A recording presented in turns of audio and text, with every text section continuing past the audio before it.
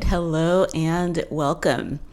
So, continuing on with the interview with the vampire review series, I'm going to be doing the book today. I'm so happy that I finally finished the book. Before I get into that, I wanted to talk about the latest painting that I did. It's called Come to Me. It's not based literally on the actors in the show. My first exposure to the whole interview with the vampire world was the AMC show. That's what really inspired me.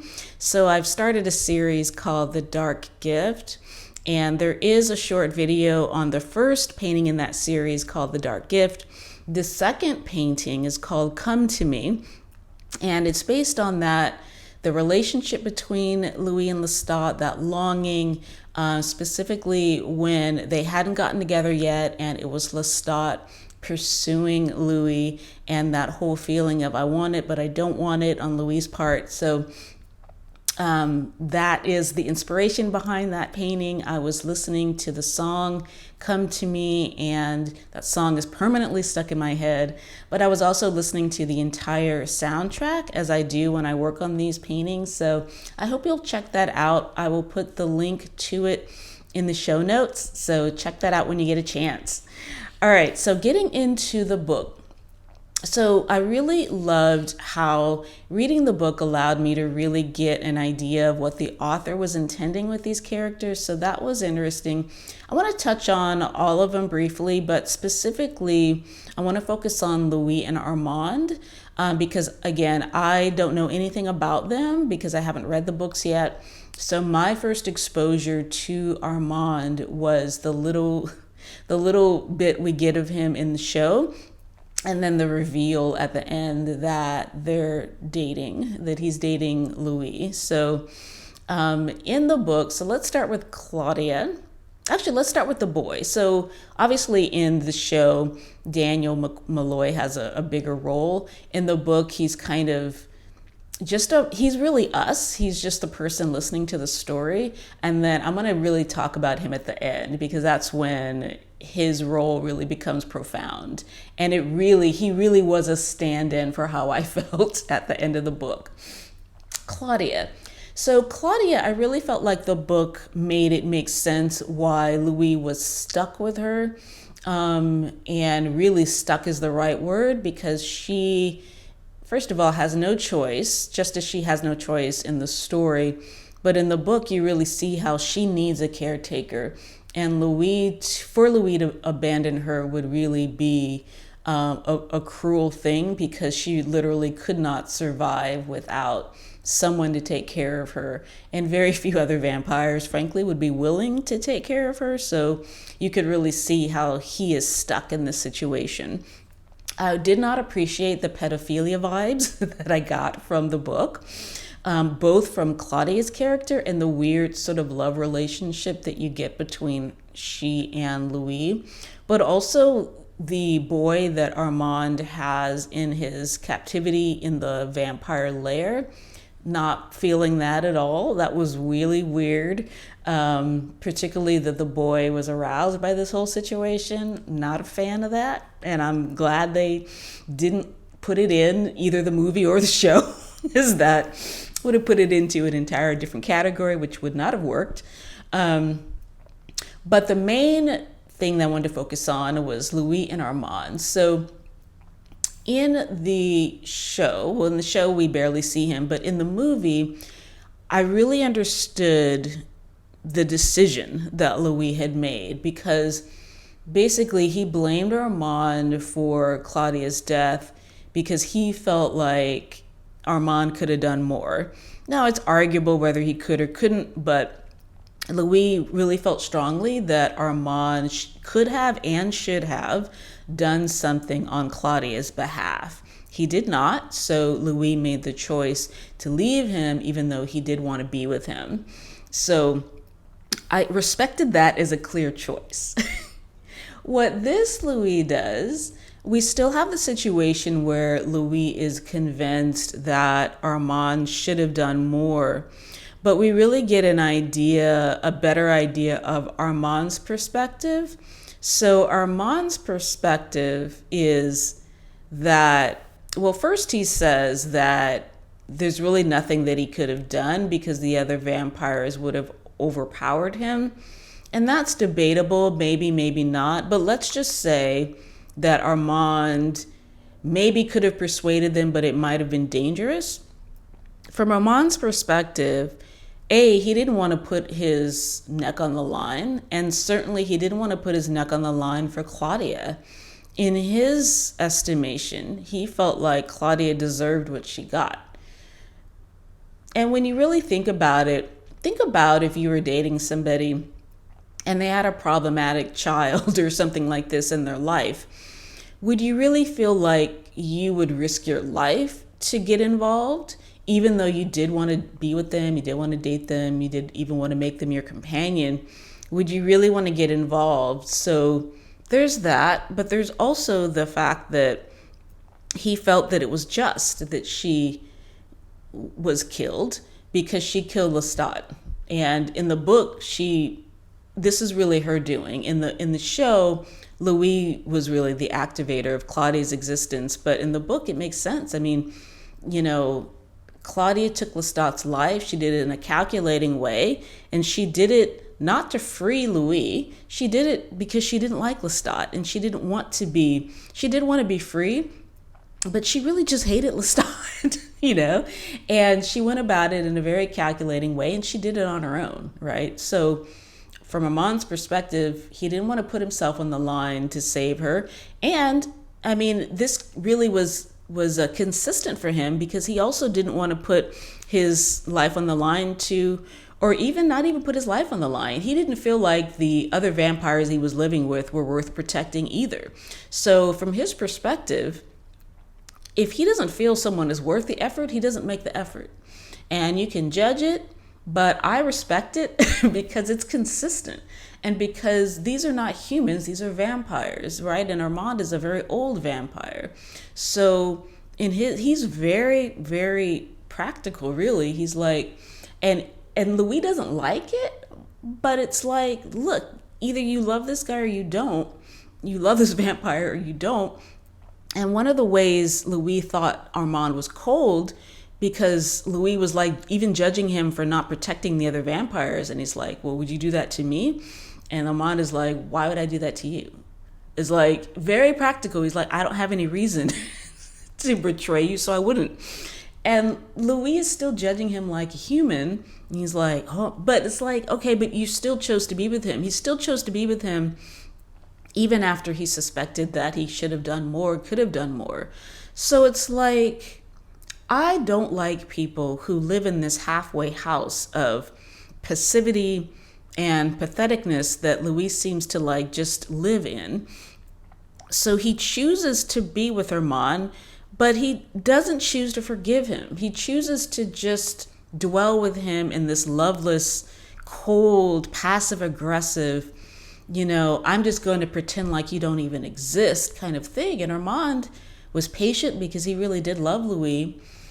But Louis was like, this is a calculated move on his part. He's like, I'm not going to leave you, and I'm not going to really be with you. I'm just going to punish us forever. And it's really, to me, a lot crueler than Lestat ever was. Lestat, you never have to wonder where you stand with Lestat. And I respect that about Lestat, even though he's problematic, and I've done videos on that. But at least, you know where you stand. His word is, it's not so much that he doesn't lie, but it's like his actions are consistent. He also does what's best for him.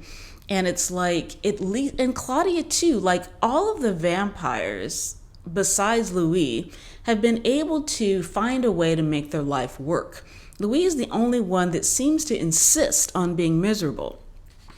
So one of the things I wanted to read was his conclusion that he comes to about his relationship with Armand and why it never really becomes a relationship. So he says about his relationship with Armand, even if Claudia had not died, even if I had not despised Armand for letting her die, it would have all turned out the same. Coming slowly to know his evil or being catapulted into it was all the same.